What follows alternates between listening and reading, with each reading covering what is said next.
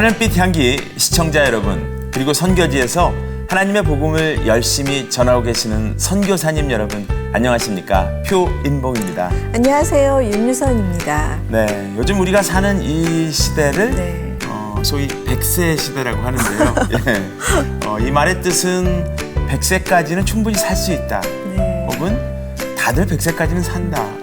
뭐 이런 의미를 갖고 있을 것 같은데 네. 예. 평균 수명이 길어지고 또 사회 문화가 복잡해지지만 거기에 적응해서 우리가 남은 은퇴 시간들을 보내야 되는 그런 숙제들을 또 안고 있는 그런 시대가 아닌가. 그래서 정말 멋있게 나이 들고 싶다, 이런 소망이 있는 시대가 아닌가, 그런 생각을 해봅니다. 네, 맞습니다. 정말 20대는 그 젊음이 너무 사랑스럽고요. 네. 30대는 또 왕성한 에너지가 부럽기도 하고 네. 든든하기도 하고 또 저희 나이쯤 되면은 뭐 자신감이 좀 없어지고 그러기도 하는데 또 저희만의 아름다움이 있겠죠. 네. 네. 제가 지금 서 있는 위치가 어딘지, 어느 방향을 보고 가야 할지, 그런 인생의 남은 삶에 대해서 좀 더 깊이 생각해 볼 필요가 있는 시간이 아닌가 하는 생각이 듭니다. 네. 오늘은 독서의 달 특집으로 꾸며드리고 있는데요. 네. 정말 멋지게 나이 드는 법을 소개해 주실 분을 모셨습니다. 네, 저한테 꼭 필요한 시간 같아요. 맞습니다. KBS에서 9시 뉴스로 앵커를 하실 때 정말 멋진 모습으로 기억되고 있습니다. 네. 현재는 더 멋지신데요. 예. 현재는 교수님으로 활약을 하고 계십니다. 신은경 교수님을 모시고 신은경 권사님을 모시고 얘기를 나눠보겠습니다. 오늘은 특별히 내 나이가 나를 안아주었다는 책과 함께 만나보도록 하겠습니다. 네.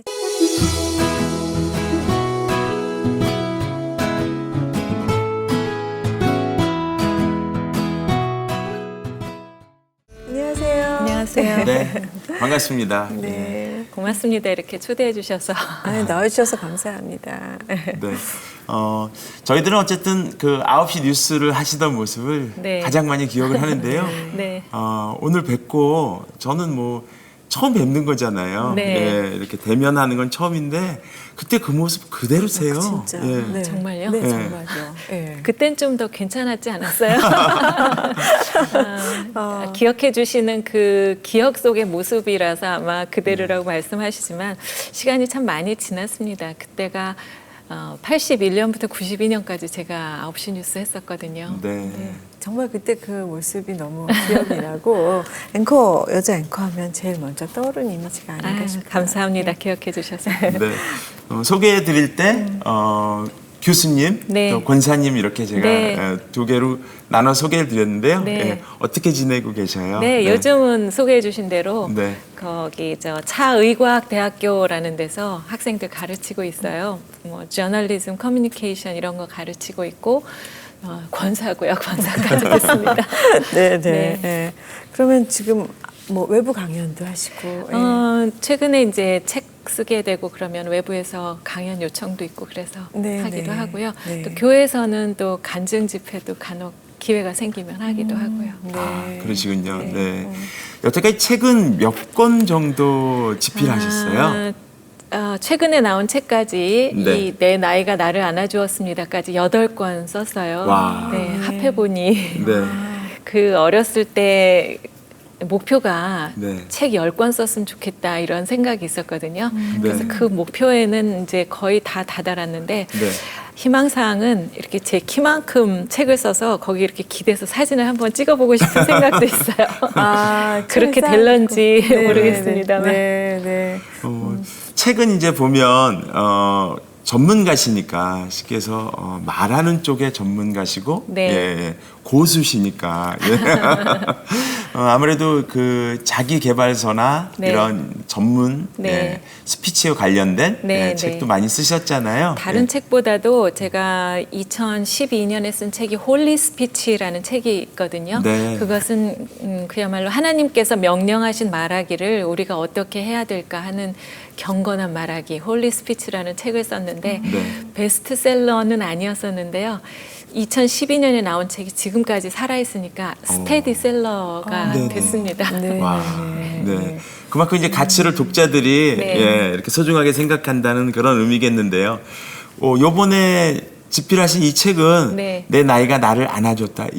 일단 책 제목이 뭔가 상냥하고 네, 좀 네. 부드럽고 네. 그 에세이죠. 네.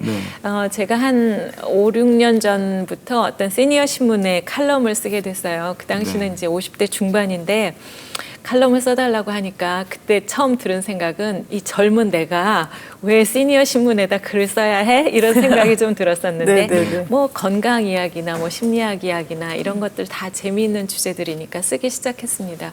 근데 어느새 제가 그 나이가 된 거예요. 그래서 그동안 이렇게 쭉 삶을 보면서 써왔던 글들, 또 지금 이 나이에 느끼는 이런 것들을 이제 좀 더 쓰고 이래서 책을 내게 됐죠. 그래서 영어로 embracing이라는 그 글씨도 같이 써놨는데 말하자면 이렇게 그야말로 안아주기, 위로 이런 내용들을 담은 겁니다. 네네. 진짜 사실 정말 벌써 저부터 약간 그런 시간 네. 생각을 좀 하게 되는 것 같아요. 네. 네. 그래서 이 제목만 봐도 너무 이제 위로가 되는데요. 그래요? 네. 그 교수님 목소리로 조금 읽어주시면 어떨까요? 너무 좋죠. 네. 예. 나답게 나이 드는 법이라는 데를 조금 한번 읽어보겠습니다. 그러면 네. 삶은 한 번뿐인데 우리 사는 모습은 참으로 각양각색이다. 어차피 나이 드는 것은 모두 예외 없이 가야 하는 길이지만 어떻게 늙어가느냐는 각자의 선택이다. 너무 위대하고 훌륭하게 산 사람들의 인생은 우리 같은 보통 사람에겐 따라하기도 부담스럽지만 나의 속도대로 차근차근 걸어가는 이 삶도 잘했다 칭찬받는 그런 삶이면 좋겠다. 나이 들어가는 지혜에 대해서 여러 사람이 조언한다.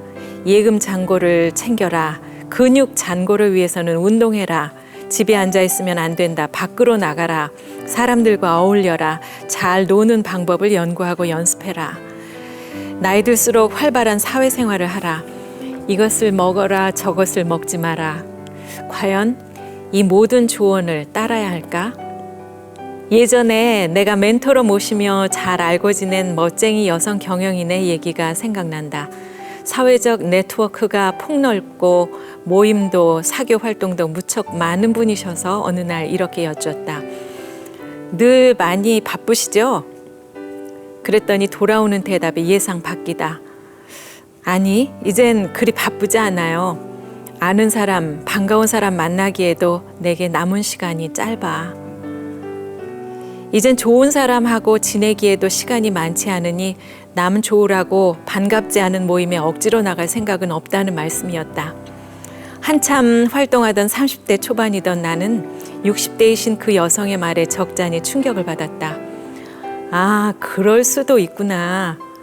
바쁜 것도 바빠지지 않는 것도 다 선택하는 거구나. 그럴 수 있구나. 그래도 괜찮구나. 각자 처한 형편대로 나이 들어간다 해도 적어도 이것만은 마음에 두었으면 좋겠다. 너무 각박하지 말았으면. 그리고 각자 진정 행복하다고 느꼈으면 좋겠다는 것이다. 조금 넉넉하게 베풀고 남을 위해 살아도 갑자기 빈곤해지지는 않는다. 젊어서 한참 살 때는 그렇다 이해해도 이제 짐을 싸고 떠날 때를 앞두고는 주머니 끈이 조금 넉넉하고 헐거워졌으면 좋겠다. 노년이여 부디 평안하자, 부디 행복하자, 부디 기뻐하자. 그렇게 나답게 나이 들어가자. 네. 나답게 나이 들어가자. 네. 예. 가슴에 이렇게 담기는데요. 예. 저도 이제 사실은 이제 나이가 50대잖아요. 그러니까 그냥 이 지금 들려주시는 글을 들으면서 네. 20대의 표인봉, 30대의 표인봉 사실 생각이 나는 거예요. 네, 네. 옛날 틴틴 파이브 할 때 막 춤추면서 막 동료들이랑 그랬던 네. 표인봉이 이제 네. 50대에 이제 나이 들어가는 목사님이 되셨잖아요. 그렇죠. 맞아요. 그러니까 네. 이렇게 변해가는 인생은 누구도 모르잖아요. 네. 하나님만 아시는데 이런 귀한 책을 통해서 또 내 나이가 나를 안아주었다. 나답게 늙어가자. 맞아요. 와, 너무 좋은데요. 감사합니다. 네. 어떠셨어요? 어떤 젊은이셨어요? 저는 이제 대학 졸업하고 그 다음에 아나운서가 됐어요. 정말 하고 싶었던 방송을 하는 아나운서가 돼서 20대 중반부터 30대 중반까지 한 12년 동안은 정말 열심히 최고의 아나운서, 최고의 앵커가 되기 위해서 정말 눈코 뜰 새 없이 바쁜 생활이었었죠. 특히 뭐 좋게 말해서 간판 아나운서였기 때문에 주중에 뉴스를 하지만 또 주말에는 무슨 특집 방송 있으면 그것도 해야 됐고 이산가족 찾기 방송도 했었고 또 때때마다 뭐 수해 도와드리는 그런 방송도 했고 뭐 많이 했어요. 그래서 거의 뭐랄까 휴일이 없었던 것 같아요. 저는. 그리고 요즘하고 달리 그때는 휴가도 못 가게 했었어요. 맞아요. 9시 뉴스 앵커가 무슨 휴가를 가냐. 이래서 제가 어느 해에는 그냥 병원에 입원을 한 번 한 적이 있었어요. 그래서 일주일 휴식하고 나왔던 기억이 있습니다. 네네. 그리고 그러다가 이제 30대 중반에는 영국으로 유학을 갔고요. 그리고 이제 학위를 받아 돌아오고 나서는 뭐 학교로 가거나 아니면 방송으로 다시 돌아오거나 그럴 줄 알았는데 또 결혼을 하게 돼서 새로운 인생이 시작이 됐죠. 결혼했고 또 아기 엄마가 됐고 또 남편 뒷바라지 하느라고 정말 바쁜 삶을 또 열정적으로 살았습니다. 네네. 네. 정말 다양한 커리어를 네. 다 열심히 하셨잖아요. 네. 그게 뭐 계획한다고 되는 일이 아니었고요. 젊었을 땐 제가 이렇게 되리라고 상상을 못했을 텐데 어떻게 닥치는 일들을 보다 보니 아주 좀 다양한 일을 하게 됐었어요. 근데 원래 제가 이렇게 지루한 걸 싫어했던 것 같아요. 네. 그래서 지금 한참 좋은 일을 하고 있다가도 이 다음에는 뭐가 있을까. 그래서 앵커를 하면서 계속 이렇게 이제 높이 올라가기만 했을 때 이런 생각을 했죠. 이러다가 어느 순간은 내려올 텐데 그때 나는 어떡하지? 내려오는 거를 보여드리고 싶지가 않았어요. 그래서 박수 칠 때 떠나자 이런 생각으로 또 유학을 갔고요. 또 그 다음에도 이 다음엔 또 뭘 할까 하면서 이제 글도 쓰고 또 외부 강연도 하고 이러면서 저를 그냥 만들어 나가는 거죠. 네네. 근데 사실 그렇게 뭐 다 알지만 이론으로는 알지만 그렇게 딱 박수 칠 때 떠나기가 쉽지 않잖아요. 근데 가서 뭐 유학 생활이도 쉽지도 않으셨을 텐데 뭐 후회되거나 그런 지금은 전혀 후회는 없어요. 그때가 없었으면 제 인생 지금이 없었으리라 생각하거든요. 네네네. 사실 박수 칠 때 떠나자 얘기는 하지만 전 국민에게 저 공부하러 가요 이렇게 얘기하고 갔잖아요. 그러니까 부담이 너무너무 많았었습니다. 어떤 분들은 30대 중반에 공부하러 가니까 막 박수 치면서 잘하고 와라 이런 분도 계셨겠지만 그래? 어디 얼마나 잘하나 보자. 그런 분도 계셨을 수도 있었고요. 그래서 부담이 많았고 정말 꼼짝 못하고 학위 받느라고 열심히 했는데 그 덕분에 지금 대학에 강의도 하러 나가고 여러 가지 활동이 가능하게 됐었죠. 네. 이렇게 끊임없이 이렇게 뭐 정치인의 아내로서 또 열심히 활동하시고 지금 강연하시고 이런 원동력이 어디에 있을까요? 아까 말씀드린 대로 아마 지루한 게 싫어서 아마 이런저런 것을 했었던 것 같고요. 하나님께서 제 인생 전반에 말하기를 이렇게 다듬도록 해주셨던 그 아나운서 시간을 주셨잖아요. 그 시간을 준비로 해서 아마 후반전 인생은 뭐 쓰실 때가 많으셨던 것 같은 생각이 들어요. 그래서 여기저기다 그냥 잘 쓰시고 계신 것이 아닌가 싶습니다. 네. 아까 처음에 시작할 때 100세 시대라는 얘기를 해서 제가 숫자로 이제 표현을 해봤는데 40대, 50대, 60대가 갖는 어떤 인생의 시기적인 의미가 있을 것 같아요. 예. 본인은 어떤 지점을 지금 지나가고 계시다고 생각하세요? 우선 100세라는 시간 숫자적인 것부터 말씀을 드리면 우리나라는 지금 완전히 고령 시대에 접어들었는데 일본 같은 경우는 초고령 사회거든요. 그래서 거기는 어떻게 하냐면 자기 나이에다 0.7을 곱하라 그래요. 그러니까 50이면 57, 35세라고 생각하는 거고요. 60이면 42세라고 생각을 하는 거죠. 그렇게 생각하고 보니까 제 42세 때의 그 모습은 굉장히 활발하고 열성적이고 정열이 넘쳤고 이런 때였던 것 같아요. 네네. 이제 결혼 생활이 늦었기 때문에 어린 아기 엄마였고 신혼이었고 뭐 또 여러 가지가 새로 시작된 그때였던 것 같거든요. 그러니까 모두 다 그렇게 생각하시면 얼마든지 훨씬 더 젊게 시작하실 수 있었던 것 같고요. 네. 제가 한 50대 초반쯤에 그 노년의 의미라는 책을 보고 다녔어요. 그게 이제 폴 트루니에라는 사람이 쓴 책인데 그걸 이렇게 들고 다니니까 사람들이 뭐 그런 책을 벌써 읽어 그런 얼굴로 쳐다보시더라고요. 그런데 그 내용을 보니 그 이제 의사이기도 하고 신학도 공부한 폴 트루니에의 얘기는 노년을 준비하는 시기는 뭐 은퇴 후가 아니라는 거죠. 적어도 40대나 50대 때는 내가 은퇴 후의 삶을 어떻게 그리겠다 하는 그런 큰 그림을 가지고 있어야 된다는 거예요.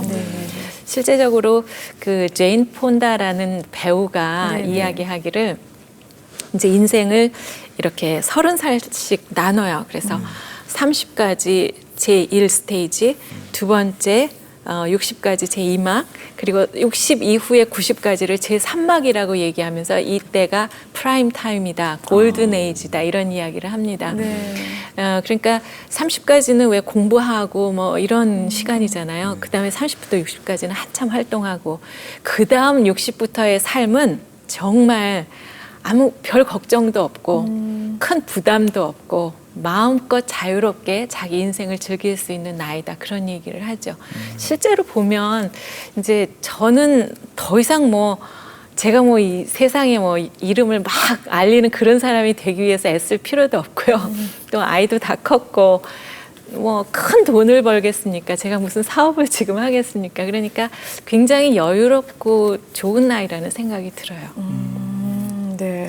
그렇게 말씀해 주시니까 진짜 한결 그렇죠. 자유롭고 마음이 편해지는데요. 네. 지금 뭐 세상을 이렇게 바꿔놓을 만한 그런 일을 하실 건 아니잖아요. 그렇죠. 또 모르죠. 그렇긴 하지만 옛날 젊었을 때보다 그 불투명한 미래에 대해서 나는 뭘 해야지 어떻게 살아야지 하던 그런 초조감 같은 거는 거의 없어졌죠. 네. 그러니까 교수님께서는 더 남보다 적극적으로 노년을 준비하고 계획하셨다는 생각이 조금 일찍? 네. 드는데 인생 사명 선언이라는 걸 하셨다고요. 네. 그거는 조금 얘기가 긴데요. 네, 해주세요. 제가 제 나이 50이 조금 지났을 때 그때 저에게 인생을 바닥을 치는 일이 있었어요. 이제 남편이 정치를 했고 남편을 도와드리다가 이제 남편이 공천을 받지 못해서 출마를 못하니까 제가 대신 나갔던 적이 있었어요. 그때가 2008년, 지금부터 10년 전인데요.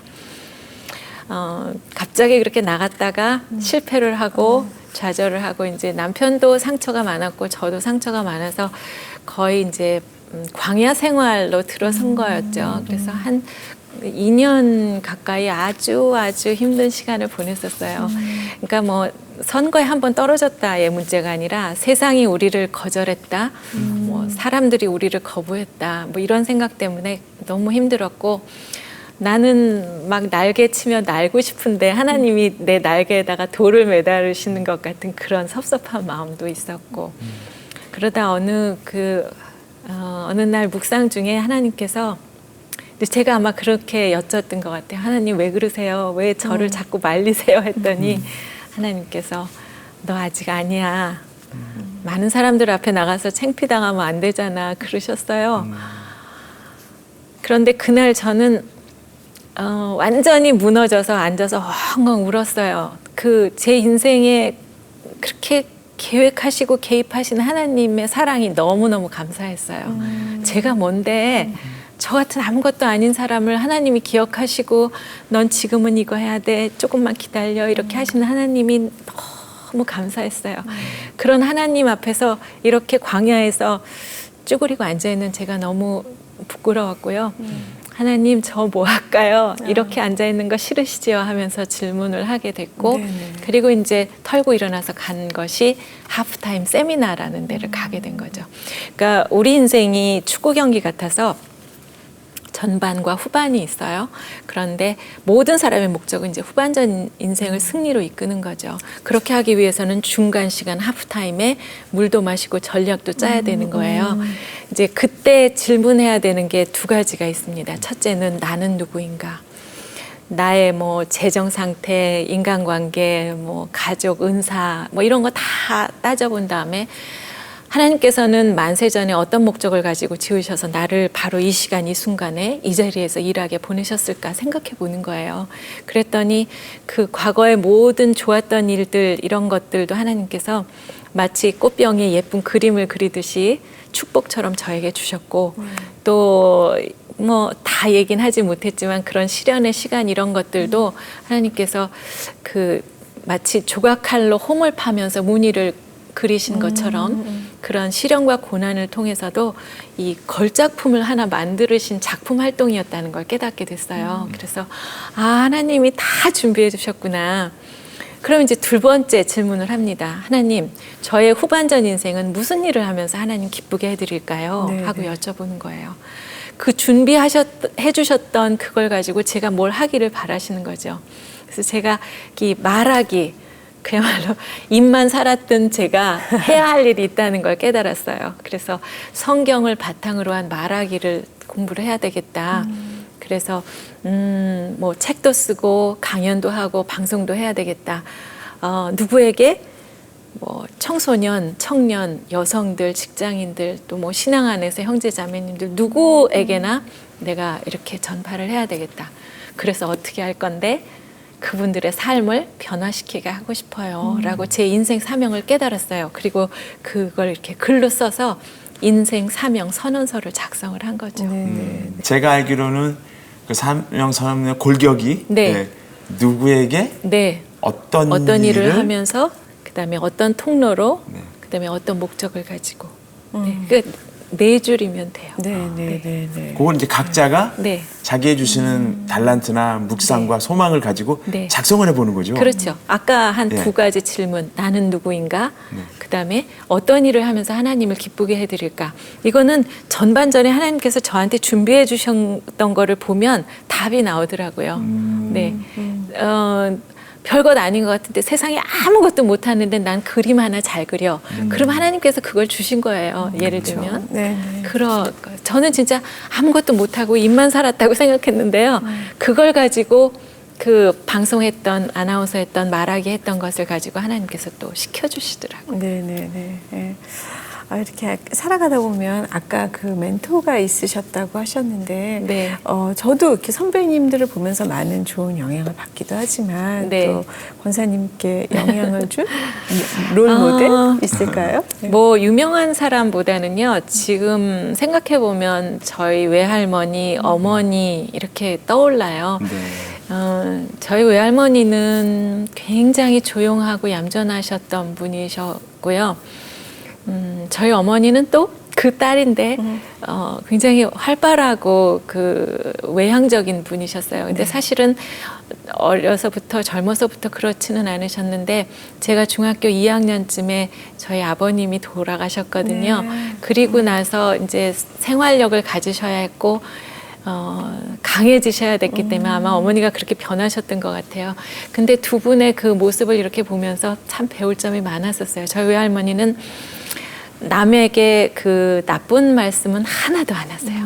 섭섭하거나 화가 났거나 이런 거를 전혀 표시를 안 하시는 분이셔서요. 그 할머니의 고요함과 그 자기 절제 같은 것이 굉장히 부러웠었어요. 그런데 이제 저희 어머니는 할 말은 꼭 하세요.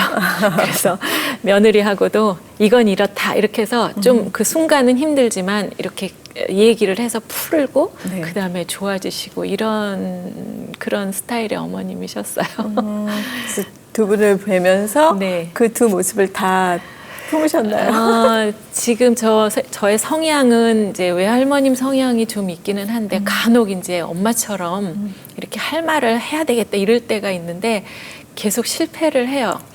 말을 못하기도 하고요. 말을 하고서는 좀 잘 못 챙겨요. 아, 이거 하지 말았어야 된 것 같다. 후회도 하시고. 후회가 있는 경우도 많죠. 영국 유학 갔을 때도 재미있는 할머니가 계셨는데요. 네. 그 하숙집의 할머니신데 한 70 정도 넘으셨어요. 제가 갔을 때 그 할머니 집에서 제가 하숙을 했거든요. 버스에 이미 이제 무료로 탈 수 있는 시간인데 멋진 남자가 계시면은 돈을 내고 내려요. 자기가 그 무료로 타는 나이가 인정하고 아직 안 된 것 같은 것처럼 이렇게 돈을 내고 내리시고. 재밌으시네요. 네, 근데 그 할머니하고 많이 친해져서 나중에는 이제 할머니가 그 금발 가발을 벗으시면서 그 하얘진 머리를 저한테 보여주시고 제가 머리 커트도 해드리고 많이 친해졌죠. 아, 네. 참. 그런 시간 하나하나가 쌓여서 네. 아마 이 책 속에 녹아져 있지 않나 그런 생각이 드는데요. 네. 저는 내 나이가 나를 안아주었다라는 제목에서 안아주는 주체도 있겠지만 안기고 싶은 내가 있구나 그런 생각을 했어요. 네. 예. 은퇴를 한 이후에 아마 이 책에서 말하는 내용처럼 잘 준비하신 분들은 이렇게 자기 나이가 자기를 안아주는 분도 계시겠지만 네. 반대인 분들은 내 나이가 나를 밀어내었다. 뭐 이런 책을 쓸 수 있는 순간도 올 수 있잖아요. 네, 뭐 내 나이가 내 짠지를 걸었다. 뭐 이렇게 하면 그저 슬프잖아요. 어떻게 은퇴 준비를 하면 이렇게 내 나이가 나를 안아줄 수 있는 시간을 맞이할까요? 일단은 아까 말씀드린 대로 40, 50대부터 미리 생각을 좀 하시면 좋겠고요. 네. 60 이후의 삶을 뭘 하시든지 나답게 하는 게 좋을 것 같은 나답게. 생각이 네. 들어요. 뭐 밖에 나가서 운동해야 돼 그런다고 막 나가서 운동하다가 막 발 다치고 그러시지 그쵸. 마시고 네. 자기 스타일대로 하시되 가장 중요한 것은 행복하셨으면 좋겠어요. 근데 그 행복이라는 것은 뭐라고 정의를 해야 될지 쉽지가 않잖아요. 맞아요. 근데 그 행복하기 위한 세 가지 간단한 단어가 있는데요. 그것은 첫째는 재미고요. 두 번째는 의미이고 세 번째는 성장이라고 합니다. 그러니까 경로당에서 이렇게 고스톱 하시면 재밌잖아요. 뭐 거기서 의미를 찾고 성장하시면 괜찮겠지만 그거보다는 뭐 누구에게 어떤 봉사를 한다거나 어려운 분을 정말 도와준다거나 이랬을 때 정말 시간 가는 줄 모른다. 그럼 그건 재미있는데, 그렇죠? 그러면서도 어떤 누구에게 나를 주어서 시간을 주어서 큰 도움이 됐다. 의미가 있잖아요. 그걸 통해서 나는 또 성장하잖아요. 말하자면 그런 것이 진짜 행복이다 하는 거죠. 사람마다 다르긴 하지만 그런 일을 하는 것을 좀 찾으시면 좋을 것 같아요. 네, 그러네요. 진짜 뭐 봉사도 그렇고 여행도 그렇고 네. 요새 뭐 다른 나라에서 다른 도시에서 살아보는 경험 이런 것도 네. 너무 좋을 것 같은 생각이 들어요. 그렇게 사시면서 작은 글들도 이렇게 기록하시면서 또 어떤 사람들에게 그 글이 위로가 되거나 요즘은 뭐 SNS로도 많이 글을 쓰시니까요. 뭐 블로그나 또 이런 걸 통해서도 자기가 많이 쓰실 수가 있으니까요. 서로 이렇게 교류하고 소통하면서 다른 사람에게 그 글이나 경험들이 도움이 될 수가 있죠. 네네. 이 모든 것을 하기 위해서는 또 건강이 필요한데 어떻게 건강 관리를 하시는지 궁금합니다. 뭐 따로 하는 거는 없고요. 간혹 수영도 하고 뭐 집에서 요새 뭐 홈트 그래서 뭐 이렇게 아령 같은 것도 두고 오며 가며 막 들고 이렇게 하기도 하고요. 네네. 뭐 스쿼트 운동 이렇게 반쯤 앉는 거 그런 것도 하기는 하는데 기회 있으면 전철도 타고 걷기도 하고요. 무작정 그런 것도 좋고 최근에는 제가 커피가 안 맞는다는 거를 느꼈어요. 네. 커피가 각성을 하는 것보다는 저를 힘들게 해요. 제가 약해진 듯한 느낌이 들어서 커피 같은 거 아예 안 먹고 그다음에 저는 어려서부터 저희 아버지가 식사 때 물을 못 마시게 하셨어요. 그러니까 식사 중간에 물을 마시면 꿀떡 삼켜버리고 안 씹는다는 거죠. 그래서 꼭꼭 씹어 먹고 늦게 오랫동안 밥을 먹는 버릇이 있거든요. 네. 그래서 그게 그런 것들이 이제 건강에 좋은 것이 아니었나 싶습니다. 네네. 한참 그 오래 씹는 것도 많이 네. 했는데 아버님이 진짜 옛날에 예, 그걸 가르쳐 근데 이제 저희는 주셨네요. 어리니까 하라고 하시는 대로 잘 했는데 저희 어머니는 이제 나이 들어서 시집 오셨잖아요. 저희 어머니는 물을 꼭 잡수지 않으면 밥을 못 드시는 분이시라서 네네. 아주 힘들어 하셨던 기억이 나요. 네. 뭐 요새는 여러 가지 뭐 오메가3가 좋다, 뭐 들깨가 좋다 이런 막 그런 것도 먹고 비타민도 먹고 그러고는 있어요. 네, 네. 네. 어쨌든 오늘 뵙고 와 진짜 동안이시다 그런 생각을 네. 둘이 많이 했습니다. 예. 질문이 좀 늦었습니다. 그 하나님을 어떻게 만나게 되셨는지. 네. 맨 처음 교회에 발을 들여놓은 것은 중학교 때였는데요. 네. 제가 중학교 2학년 올라가던 해에 아버님이 갑자기 세상을 떠나셨고 이제 저희 어머니가 이남이녀를 이렇게 어떻게 키울까 걱정이 많이 되셨던 것 같아요. 그래서 어머님은 중갓집 맏며느리라서 제사 모시는 그런 분이셨거든요. 저는 예수 안 믿는 사람이었고 다. 그런데 우리 내 아이를 교회를 보내신 거예요. 왜요? 교회라는 데 가면 네. 목사님이라는 분이 계셔서 좋은 얘기를 해주신다. 그럼 우리 아이들이 잘 자라겠지 하는 생각에 하나님 어린이집에다 갖다 맡긴 셈이 된 거죠. 지혜로우시네. 그러게요. 그래서 교회라는 데 가보니까 뭐 맛있는 것도 많고 네. 찬송가도 너무 좋고 정말 행복한 교회 생활을 한 2년 정도 했어요. 근데 지금 돌아보면 그때 살아계신 하나님을 만나 뵙지는 못한 것 같아요. 왜냐하면 그리고 고등학교 가느라고 바빠지고 대학 가고 뭐 세상에 이름 알리느라고 한참 이제 바쁘게 지내다 보니까 하나님 전에 발을 들여놓지 않았죠. 그러다가 이제 30대 후반에 결혼을 하면서 네. 이제 다시 제대로 가기 시작했어요. 왜냐하면 제 남편이 모태신앙이었거든요. 네. 평안북도 선천이 고향인데 거기가 이제 우리나라 기독교가 맨 처음 들어온 그런 지역이어서 왜 대한민국의 예루살렘이라는 그 이름이 붙은 지역이래요. 네. 거의 동네 사람들이 다 예수 믿는 사람이고요. 그 어머님이 기도 많이 한 아들이고 또 이렇게 풍금으로 찬송가를 집에서 많이 쳐주셔서 지금도 잘 때는 꼭 찬송가를 틀어놔야만 잠이 오는 아주 희한한 모태신앙이에요. 정말요. 예. 그러면서 교회를 다녀서 예, 이제 그때부터 제대로 다니기 시작한 거죠. 그리고 그래서 어떤 이제 권사까지 됐습니다. 네, 그리고 또 그 더 가까이 만난 시기가 그리고 제대로 다니고는 얼마 지나지 않아서였는데요. 하나님 아버지가 살아계신 내 아버지인 거라는 것을 느낀 계기는 뭐 특별한 일도 아니었고요. 이렇게 언제나처럼 이렇게 예배 드리는 그런 날이었는데 목사님께서 자, 기도하시겠습니다 하시면서 하나님 아버지 하고 기도를 시작하셨는데요. 이상하게 그날 그 아버지라는 단어가 제 마음속에 막 이렇게 동굴의 울림처럼 막 울리고 정말 제 마음에 눈을 뜨고 하늘에 계신 아버지를 보게 된 거죠. 저는 세상의 아버지가 돌아가신 다음에는 그 아버지라는 단어를 제 입으로 한 번도 발음을 안 했어요. 아버지 안 계신 것이 뭐 슬픔이라기보다 좀 분노 같은 게 있었어요. 왜 나만 내가 뭐 잘못했어 이런 생각이 좀 많았고 이제 엄마에게 잘 해드리기 위해서 엄마 기쁘게 해드리기 위해서 나는 열심히 공부하고 훌륭한 사람 돼야 되겠다 하는 생각이 제 인생에 이렇게 짐이었었어요. 그리고 항상 땅만 보고 열심히 걷고 표정도 없이 그랬는데 그 하나님 아버지가 거기서 저를 지켜보시고 사랑하는 내 딸아 내가 여기 있다 그 짐 내려놔라 하시는 그 부르심을 알고요. 저는 이 짐을 내려놓고 하나님 앞에 두 손을 반짝 들었어요. 네. 아버지 그냥 저 있는 이 모양대로 저 받아주세요 하고 하나님의 딸이 됐고 정말 세상에 아버지보다 더 멋있고 전능하신 하나님 아버지가 내 편이니까 그 다음부터는 그냥 늘 햇볕 쨍쨍 내리쬐는 날이죠. 뭐 그 이후에라고 시련과 고난이 없었던 건 아니지만 그냥 네 이제는 알겠어요. 뭐 이렇게 포장지에 쌓여온 그 짐의 겉에 시련, 고난 이런 게 와도 이제 그걸 빨리 포장을 뜯어야 그 안에 있는 하나님이 주시는 축복이 내게 온다는 걸 알기 때문에 이 포장지를 빨리 뜯죠. 말씀 보고 찬양하고 기도하고 하면서 빨리 뜯으면 그 안에 있는 보물이 선물이 내 것이 이제 되는 그걸 알기 때문에 뭐 시련 좀 오면 어때 이런 생각이에요. 네. 아, 멋지게 표현해 주셨어요. 예.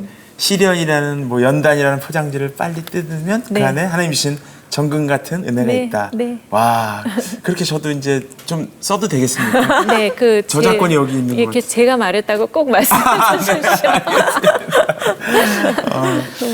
저도 이제 가정 생활을 열심히 이제 하고 있는데요. 네. 또 나고 자란 환경이나 여러 가지가 달라서 부부간에 이제 티격태격하면서도 네. 알콩달콩 잘 지내고 있는데 어떠신지요, 권사님도 예, 남다르지 않게 전도를 받으셨잖아요. 그렇죠. 박성범 전 의원님한테 전도를 받으신 거잖아요. 네. 부부간에는 어떤 것들을 더 많이 이해하고 지내면 행복할까요? 글쎄 어떤 분이 그러시더라고요. 그러니까 남편이라고 생각해서 바가지 긁지 말고 네. 영의 아버지로 생각해서 잘 모셔야 된다고 그러긴 하지만 네. 제가 틈틈이 잘 있습니다. 그런데 어느 책을 보니까 그 남편과 아내는 보통 우리 서로 사랑하라 이렇게 말하는데요. 성경에도 나와 있는데 아주 분명하게 아내는 남편을 존경해야만 해요.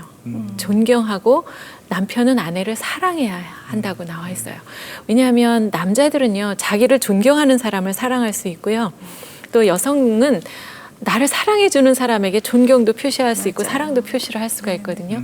나이가 좀 들다 보니까 나이가 든 부부는요, 아주 멀던가 아주 가깝던가 그런 것 같아요. 그러니까 완전히 집에 저 사람이 있는지 없는지도 관심 없이 사는 부부도 있어요. 그냥 형식적으로 네, 그렇게 하시기도 하지만 이제 나이가 들다 보니까 서로 손 잡고 싶고요. 의지하게 되고 네. 더 왜 측은해지는 그런 느낌이 있어요. 네. 나 만나서 저렇게 고생했구나 이런 거. 이런 생각이 남편은 또 들고 또 그 막 혈기 있을 때 그 남편이 이제 점점 나이가 들면서 약해지는 모습이 왠지 도와줘야 될 것 같고 네. 감싸줘야 될 것 같은 그런 모습들도 있잖아요. 그래서 점점 더 가까워지지 않을까 싶어요. 네. 존경과 사랑의 네. 서로 이 함수 관계. 네. 네, 오늘 많은 얘기 정말 가슴에 많이 담고 갑니다. 저는. 네. 시간이 아쉽네요. 네. 마지막으로 기도 제목 계획 여쭤볼게요. 예. 지금 학생들을 가르치고 있는데요. 네. 그냥 이렇게 지식만 전하는 교수가 아니라 이 친구들이 먼 훗날에 돌아봐서 내가 대학 다닐 때 어떤 교수님이 한 이 말 한마디 때문에 오늘의 내가 있어 라고 말할 수 있는 그런 교수와 학생 사이였으면 좋겠어요. 그래서 열심히 그들의 삶을 위해서도 이렇게 가르침을 줄 수 있는 교수였으면 좋겠고요. 우리 가족들 다 건강했으면 좋겠고 네, 지금 제가 이제 하는 일 중에 하나가 성경 낭독을 하고 있는 게 있거든요. 네. 한 방송사에서 이제 앱 라디오를 통해서 계속 이제 시편, 잠언 이런 순서로 성경을 쭉 낭독을 하고 있어요. 그리고 이제 그거를 편하시게 여러분들 보시기 편하게 유튜브에 한 10분씩 이렇게 쪽으로 만들어서 지금 계속 올리고 있거든요. 네. 그래서 좀 눈이 어두우신 어르신들이시나 또 아니면 젊은이들 아직 신앙이 없거나 아니면 아기 같은 신앙이신 젊은이들이 오며 가며 좀 들을 수 있게 지금 하고 있는데 그 성경 낭독이 끝까지 계시록까지 잘 마무리가 되게 기도해 주시면 좋겠습니다. 네. 저희도 기도하도록 하겠습니다. 네. 네. 오늘 귀한 말씀 나누셔서 감사합니다. 네, 고맙습니다. 고맙습니다. 네, 지금 제 손에는 시드니 그린버그의 노인과 청년의 차이라는 글이 들려 있는데 오늘은 마지막으로 이걸 읽으면서 마무리하겠습니다. 인생이 뜻대로 안 된다고 꿈을 포기하고 공상만 하고 아름다움에 대한 관심을 잃어버리고 자신의 고독만을 묵상하고 있다면 당신은 노인이다.